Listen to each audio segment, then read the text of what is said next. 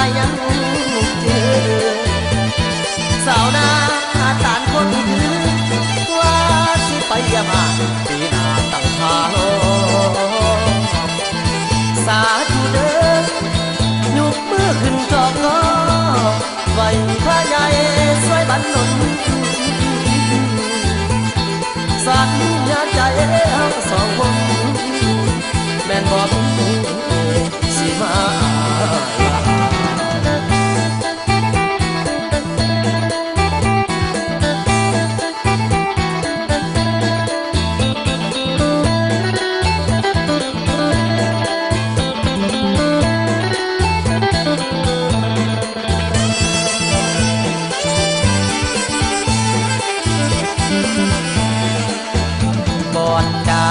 ภาพน้องคนงามเมื่อบนเดือนสามอยู่ที่วัดปากแสน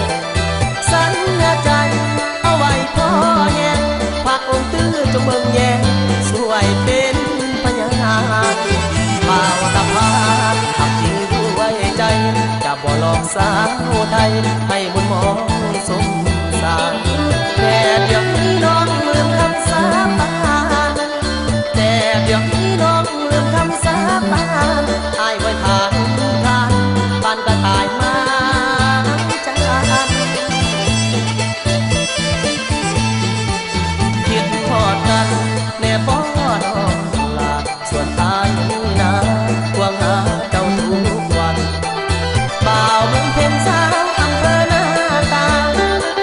บ่าวเมืองเพ็ญสาวอำเภอหน้าตาขอให้เป็นตำนานที่หวานซึ้งถึงใจ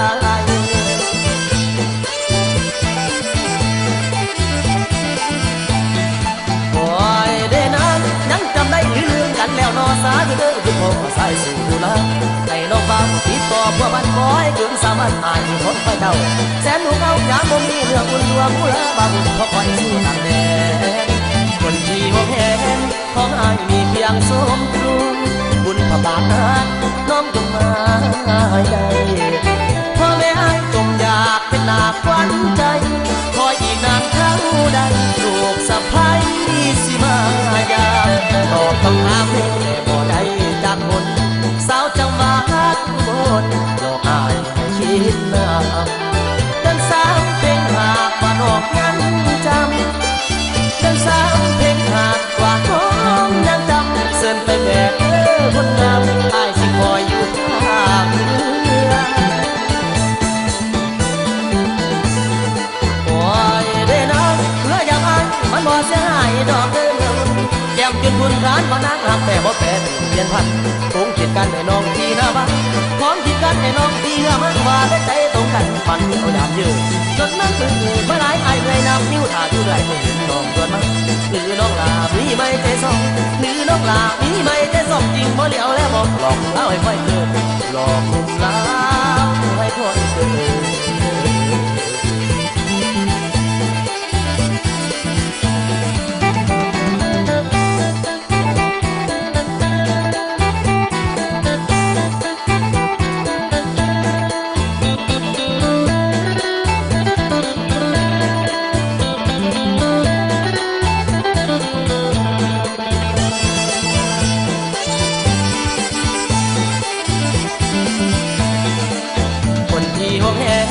ของอายมีเพียงสมครูบุญพระบาทนั้นน้อมจงมาใหญ่พ่อแม่อายจงอยากเป็นนาคขวัญใจคอยอีกนานเท่าใดลูกสะใภ้สิมายามตอบคำถามแต่บ่ได้จากคนสาวจังหวัดอุบลหลอกอายให้คิดนำเดินสาวเพลงหากว่านอกยังจำเดินสาวเพลงหากว่าน้องยังจำเสินไปแบก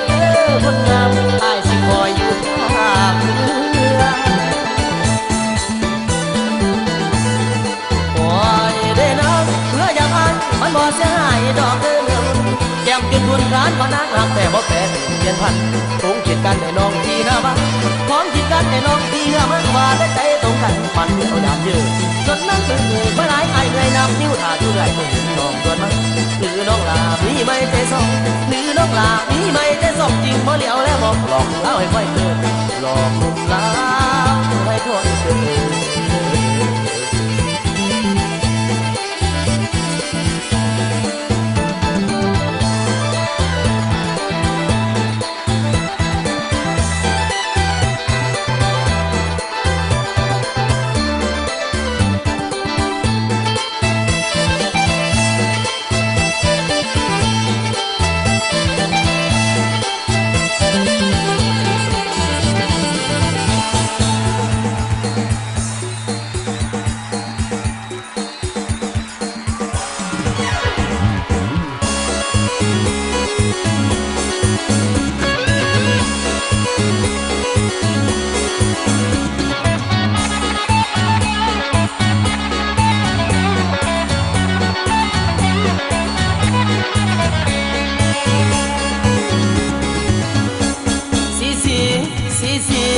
มือนี้เขาสีวันนั้น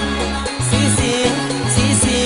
มือนี้เขาสัตว์มาดีแฟนเฮาละตีสิเข้าแต่งงานแก่คนมากันล้นลานมาร่วมในงานอวยพรบ่าวสาวมาร่วมในงานอวยพรบ่าวสาว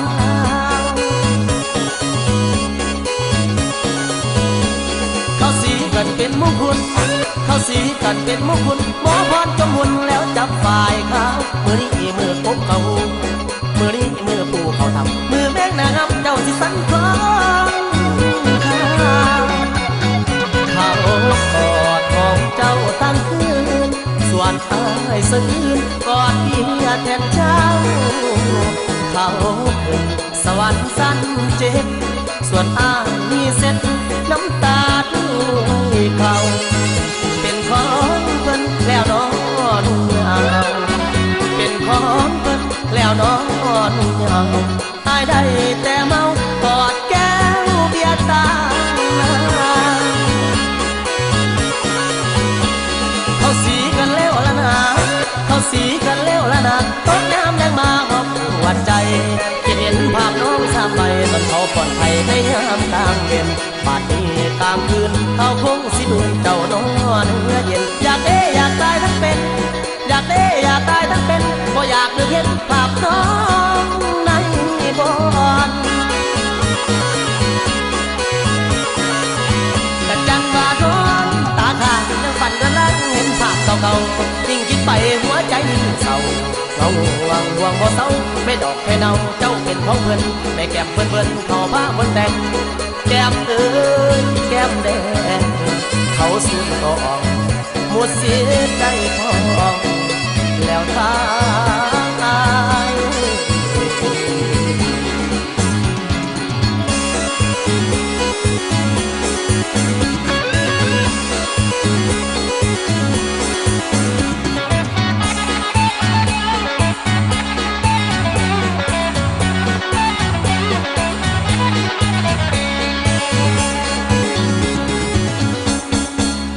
เขา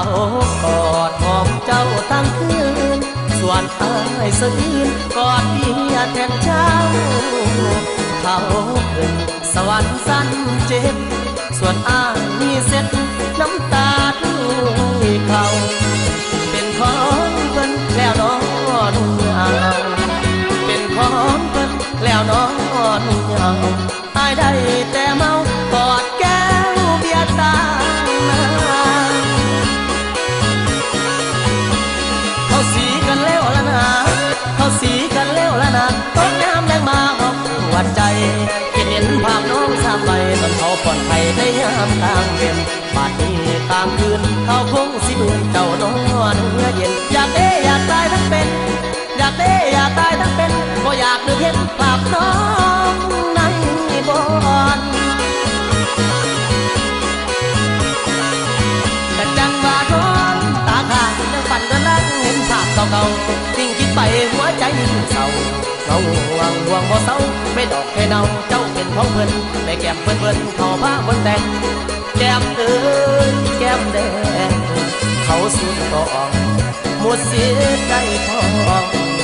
แล้วตาย